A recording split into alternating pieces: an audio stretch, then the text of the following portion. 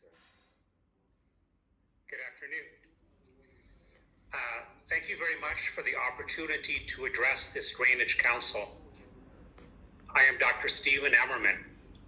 I was born in Charleston and lived at 9 Devereaux Avenue on the banks of the Ashley River.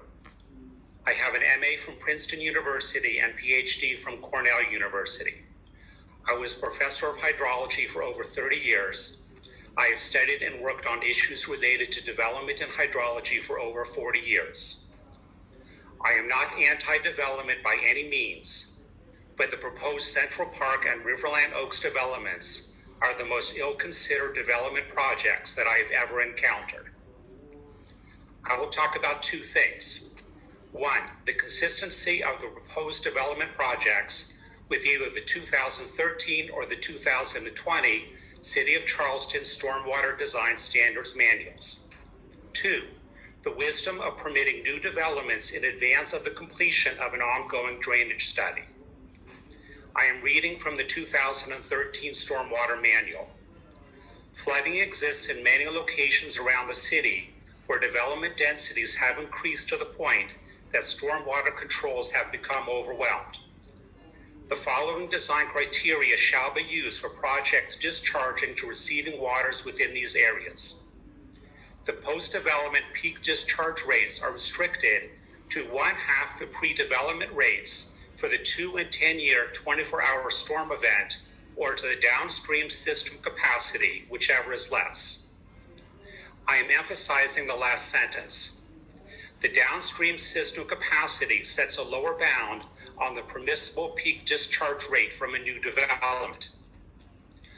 In order to fulfill this requirement, the downstream stormwater infrastructure must be known and must be in good condition. In fact, the stormwater infrastructure on James Island is not known. A local resident documented a 42-inch stormwater pipe that was completely blocked by large rocks. The response of the City of Charleston was that the blockage appeared to be deliberate, but that they had no records of such an alteration. The issue is not the impact of this particular pipe, but that the city has not kept records of alterations to the infrastructure, so that the infrastructure is unknown. The stormwater infrastructure on James Island is not in good condition. Where the stormwater infrastructure is visible, local residents have documented drainage channels that are nearly full with mud, wooded debris, vegetation, and sometimes shopping carts. It cannot be assumed that the actual stormwater infrastructure is the same as a hypothetical design infrastructure. I have documented 22 significant flooding events on James Island over the past 5 years. By comparison with precipitation records, the probability of flooding is 10% if there is more than 1/2 inch of rain in 24 hours. That is the actual downstream system capacity.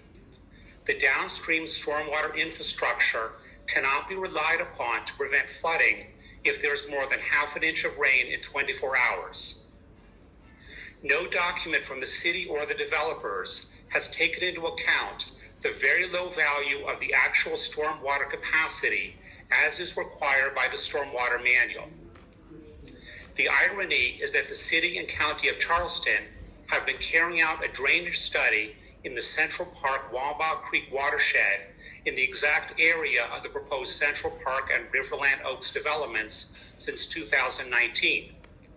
We just heard an update on that drainage study from the City of Charleston. Any reasonable person would see something wrong with making decisions regarding stormwater permits in advance of completion of a study that would provide a rational basis for making a decision about the permits. Just stop it. Stop taking a bad flooding situation and making it even worse. This is my recommendation. 1, consider the recommendations of the drainage study. 2, carry out the recommendations as appropriate.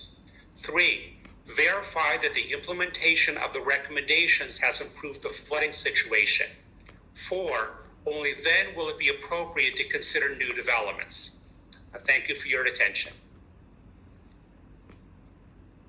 Thank you so much, Dr. Emerman, for your comments. They're very much appreciated. either Matt or Chris, either one of you have anything to say to in response to Dr. Emerman?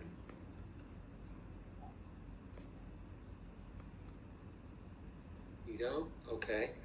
Okay, well, I would like to go on now to the signal point. Troy? I'm sorry? Councilman Mullinex? Yeah. I would like to just say that